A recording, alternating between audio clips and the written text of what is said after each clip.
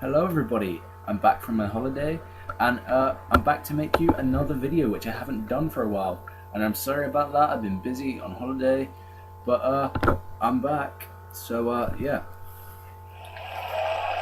thank you. I'm needed.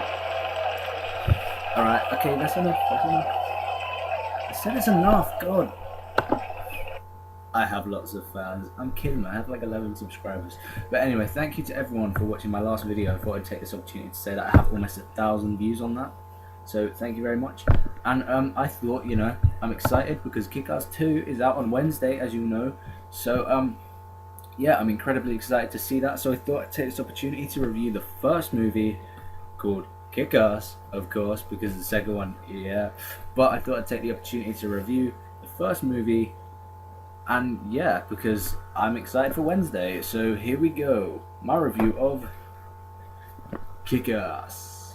Or Ass, whatever I'm supposed to call it, I'm gonna review it. Press that stop button.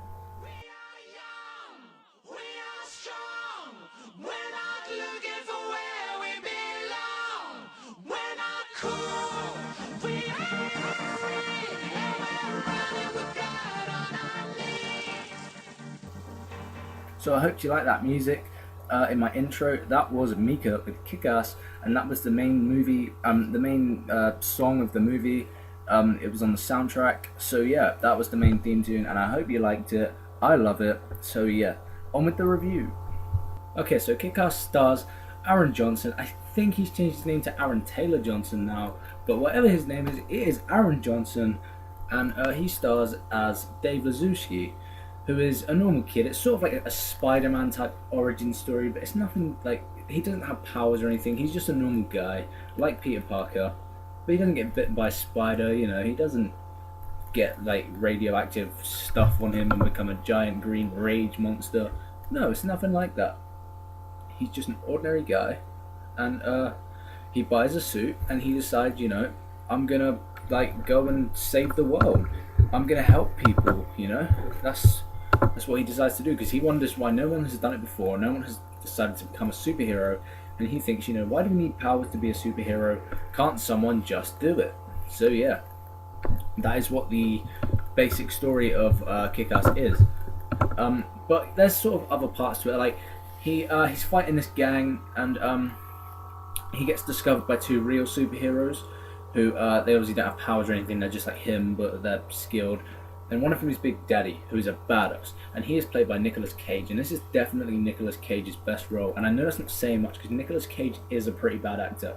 Sure, he's brought out some good movies, some enjoyable movies. I enjoy some of his movies, but the guy is not an actor. Well, he is, but I mean, he could probably do a better job than me. I'm a bad actor, but he's a bad actor too. I mean, he's known for being a bad actor, and in this movie, he just does his own thing.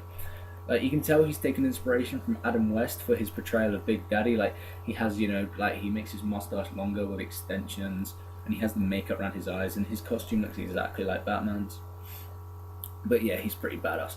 And as I said, there is always a stand-up character in every movie, and that is Big Daddy's daughter, who is the other half of the crime-fighting duo, and that is Hit Girl, played by Chloe Grace Moretz. Now, this is the first movie I've ever seen her in. I didn't know any movies that she was in before. I don't know if she was in any movies before. I know that she's a pretty big actor now. What actress? But she was pretty badass in this movie. She was like 12 years old when this came out, or 13, whatever. And like, there's a scene where she's just taking out these guys. Like, there's this massive sort of shootout at the end, and she's just running around like shooting the guys up, slashing them up with her swords. And there's a scene like towards the beginning of the movie when they first discover who Kick-Ass is, and she just takes out this gang, like she slices them up, and Big Daddy, well, Nicolas Cage is Big Daddy, he's like across these rooftops and he like snipes this guy in the head. Yeah, they're pretty badass. And then there's Christopher Mintz-Plasse, who is best known for portraying McLovin in Superbad, and he's in this movie, and basically he plays the son of a mob boss called Frank D'Amico, and the Frank D'Amico guy is the main villain of the movie, and he is the sort of drug dealer mob boss type that you see. He's like Fat Tony from The Simpsons, but skinnier. Yeah, but anyway, I couldn't really think of a better sort of comparison for him. But yeah, let's just say he's like that. and Hit Girl and Big Daddy are trying to take this guy down. And then his son Chris D'Amico is like the nerdy guy. He's sort of McLovin again, but just not as funny or cool. McLovin wasn't cool, was he? But he was badass. Not badass, but you know what I mean. He was a cool guy for me. Whatever.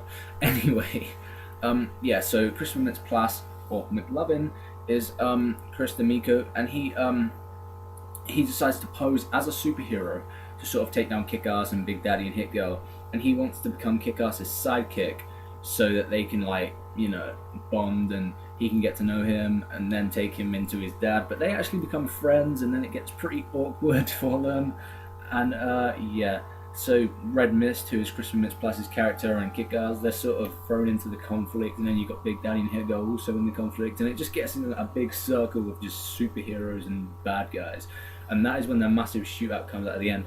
And there is a major death in this movie, and I won't spoil who that major death is. It will come as a bit of a surprise to you. And you'll probably know if you've seen the trailer for Kick-Ass 2, because he isn't in the trailer, but yeah. It is still a pretty badass movie. It is awesome. Great action scenes, great sort of fighting, great swearing actually. You know, when a 12-year-old girl says the C word, you know the movie is badass and they have got balls. And Frank D'Amico, like, he spin kicks Hit Girl in the face, and you know, if you don't like the movie, you gotta love it for that. I mean, they just went pretty ballsy out there, you know. They went crazy with this movie. They did whatever the hell they want. They said, screw the censors, you can give us an X rating if you want, we're gonna do whatever we want. And that is exactly what they do. And that is why the movie is so good, so badass. Because they just, like, throw in all these action scenes, and they don't care what, you know, they don't care what the movie's like. Well, you know, they care about the quality. You know what I mean? They don't care that the movie's like ultra violent, ultra, you know.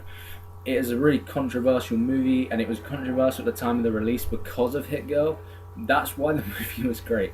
And Kick-Ass 2, I'm incredibly excited for it. I think Jim Carrey will be great in the movie. Chloe Moretz is back, and she is now hot, so that is a good thing. And she's old enough now. She's 16, older than me by a couple of months. And obviously Aaron Johnson's back as Kick-Ass, and you know, the movie's just going to be great. I can't see it being bad. If it's bad, then I'll eat my own shoe.